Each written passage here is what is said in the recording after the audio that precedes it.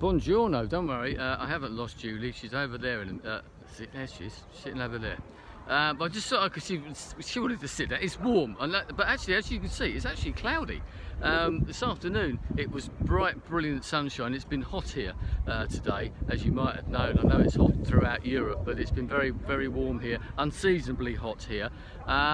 So we had a bit of a break earlier, and we were sort of in our Airbnb, and we thought, hang on a minute, is that clouds? And sure enough it was, but when we came back out again it was still 38 degrees, so that shows you the sort of temperatures that we've had here today. And I said this before when I was in Seville a couple of years ago, I think the highest ever recorded temperature in the UK is something like 38.5 or 38.6, so we're very, very close to, if not over, earlier on the hottest it's ever been recorded in the UK. Anyway, here we are, we're at the Duomo, another Duomo. This is the one obviously in Siena. And this is one we were mentioning yesterday. I just wanted to show you that whole sort of campanile. It's in a big square as we go around here. And this particular place, if I walk over and tell you a bit about it as I come to find Julie, as Julie mentioned actually yesterday, although this is an amazing building, it was meant to be a lot bigger.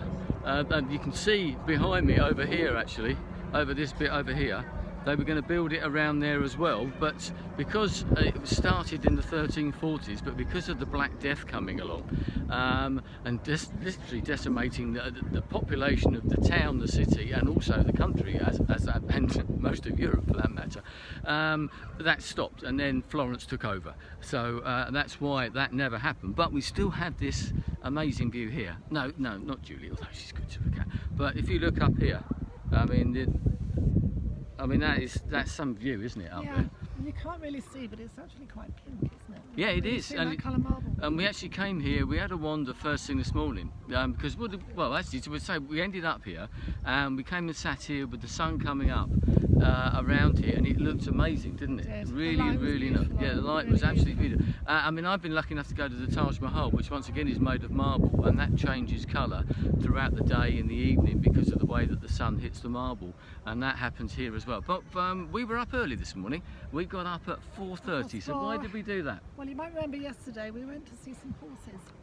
Yes. Practicing for the palio, which is happening on Monday. So we Tuesday. We were very privileged because, as we said before, it's pretty pricey to go and watch it if you want to sit down. Where we were actually sat would cost you about 250, 350 euros just to sit there and watch this race and the processions and all the ceremony that goes with it. Sorry, carry on. Yeah, are you talking a lot again? Sorry. So we wandered up from our apartment. It was about a couple of minutes walk. Yeah. Sat down on the bleachers and watched them trialling the horses ready for next week. One thing I will say quickly, sorry to butt in again, but we thought 4:30, it's supposed to start about 5 o'clock. It eventually started about Typically 5:30, Italian time, as opposed to Swiss time, as someone said the other day.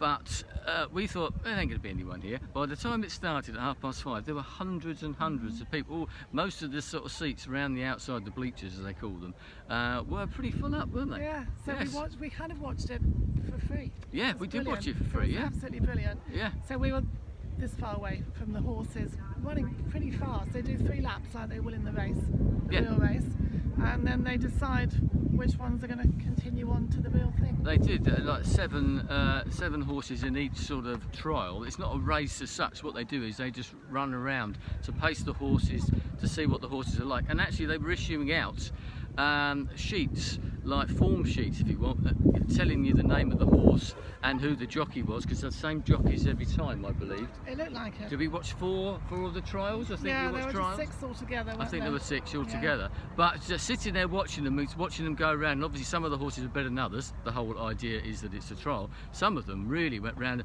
a couple sort of nudging the sides, no jockeys actually fell off. Kicking up the sand. Kicking up sand, actually getting where we were, right in the corner, actually a perfect position to get some idea of the speed and the way that this works. And because they're bareback riders, as we may have mentioned yesterday, but we actually got hit by some the mud and the earth coming around. So a really good experience. As Julie said, very lucky to have been here. It wasn't planned. That's just the way that it worked when we got here today. So what did we do after that? We came. Sorry, did you want to add something else? Yeah, I did. You can feel the town as we could yesterday. You can feel it getting ready for the palio now. Yeah. Yeah. We've noticed tonight that all the flags are going up, representing the different All the districts. 17 different districts, although In the there race. are only 10 districts actually taking part in the palio at any one occasion, so maybe they only put those up. I don't know, Yeah, but maybe. we saw some flags yesterday, but as Julie said today, 4 days, apparently it's 4 days before, after that last trial, they then go off, mark all the horses and then allocate all the horses by a draw. They pick the horses that are going to be in the race, and then they are drawn out of a hat as to which contrada actually gets which horse, and presumably which jockey as well. I don't know, but yeah, but great. And then after that, we actually wandered sort of backstage, actually, round the back in the Mercado Piazza, very close to where we're staying. And we thought we'd go and have a coffee.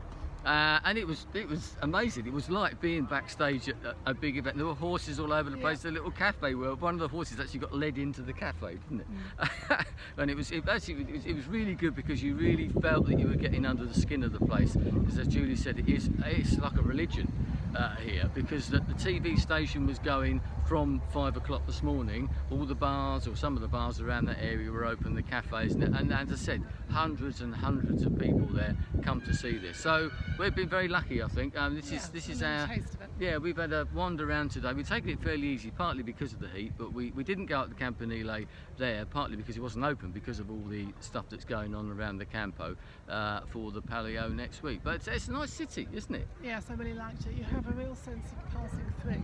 Yeah, yeah. It's just the atmosphere here is really quite unique. And it's like history, because of the fact that after we were saying before about the Black Death wiping out half the population and stunting the growth of Siena back in the day, and then Florence taking over. One thing I will mention, actually, because there are, if I show you up here, you might be able to see it, there's actually a statue of Remus and Romulus, who founded Rome, Romulus being who wrote, or what Rome was named after.